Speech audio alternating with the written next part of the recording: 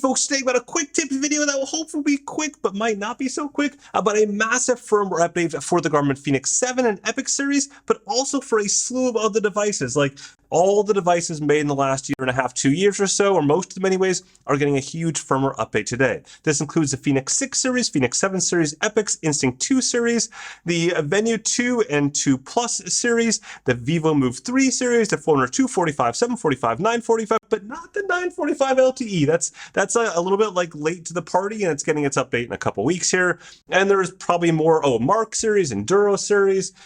There's just a crap ton of watches that are getting updated today. And the reason why they're getting updated today, and in fact over the last couple of days, is that Garmin's shifting to a new quarterly release cycle for feature updates. So up until now, the different Garmin groups, different product groups have largely kind of beat to their own drum when it comes to firmware updates. So within Garmin, there's outdoor that covers things like Fenix, Enduro, and Mark, but also covers things like in-reach devices and handheld devices, that kind of stuff. Then there's the fitness group that is for things like the Forerunner series, as well as the cycling units. Then there's also the wellness group that covers Vivo stuff and Venu, all that kind of category stuff there. And while those groups obviously work very closely together in the same building in terms of the code base and the features, the actual timing of when new features would drop was all over the map. You may see something first start off on the Forerunner and then 3 months later show up on the Fenix, and another 5 months later show up on Venu, or the complete reverse. A lot of times we see new kind of wellness features show up on Venu and eventually work their way to Fenix and Forerunner. The goal going forward, according to Garmin, is that you'll see these massive feature releases every quarter,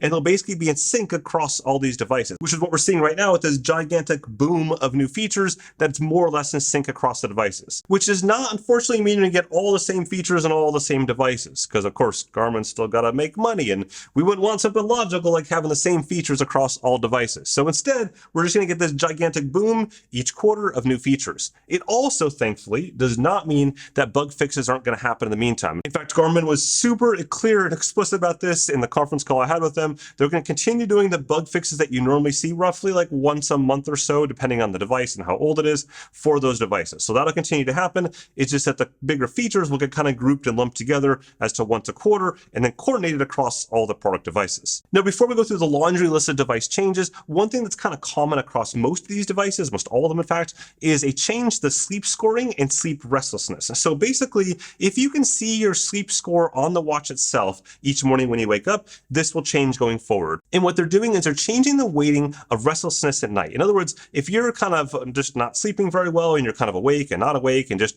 moving around a lot, that's going to decrease your sleep score more than it would have in the past. And they're in fact putting more weight on deep and REM sleep, REM sleep. So a secondary thing along with that is that if you've been drinking the night before, that's likely going to go ahead and decrease your REM sleep, which will also decrease your sleep score. Now, for those who've been around a while, you may remember a year or two ago, they changed the body battery algorithm so that when you went to sleep, it didn't necessarily always get to 100% every single night, because that's not really logical. If you have crappy sleep, it shouldn't get to 100%. This is sort of the same kind of like wholesale across the board algorithm change that Garmin has said is based on ultimately millions of users of data, and then the feedback back from people assigned with that data, all that kind of stuff to make this change. And that does mean that if you're more restless at night, you're probably going to see your scores decrease after this update. Keep in mind that all these updates across this entire board here have been in public beta for months. So this is not something that like you should see massive problems with, because this stuff's been out for quite a while and thousands and thousands of people have been using this on public beta for a few months now. So most of this is generally pretty safe to go and upgrade your watch. Speaking of upgrading your watches, it should be doing it automatically at night or in the morning,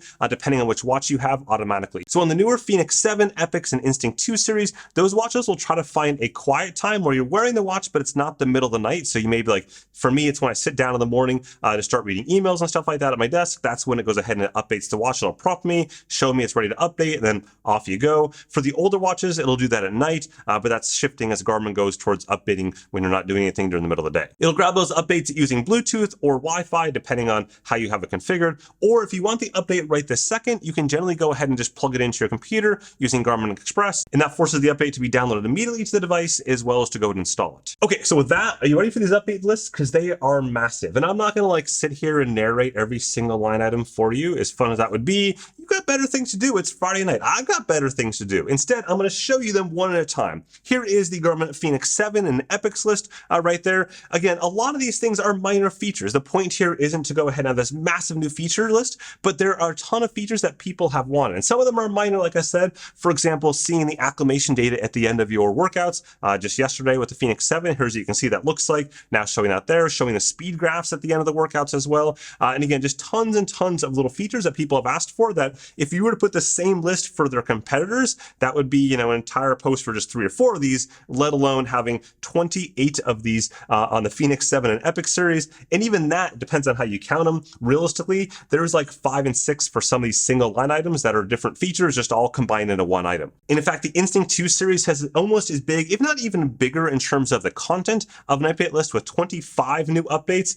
Here you can see, for example, adding the run track mode or track running mode. You can see adding a Varia radar and lights, and then just things like that I really wanted in Instinct 2. So the ability to add 7-day training load to watch faces, that kind of stuff is on there. Again, a massive list of things here. Hey, and a quick note, if you're finding this video interesting or useful, go ahead and whack that like button at the bottom there. It really does help out this video and the channel quite a bit. Going back to the Fenix 6 and Enduro as well as Mark series, these are almost identical lists across all of them. Certainly there are less items here than we've seen on the Fenix 7. That's something that, I've long said I would like to see, that if a feature can be added to an older watch, it should be added to an older watch. Not just for like good consumer reasons, but also for environmental reasons. Still, if we objectively look at the list of features that Garmin has added to the Fenix 6 since its launch almost 3 years ago now, it is massive. Like there's none of their competitors, not even Apple, comes even close to the number of sport and fitness focused features they've added over the last 3 years. I mean, we're talking, I'm guessing, more than 100, 150 features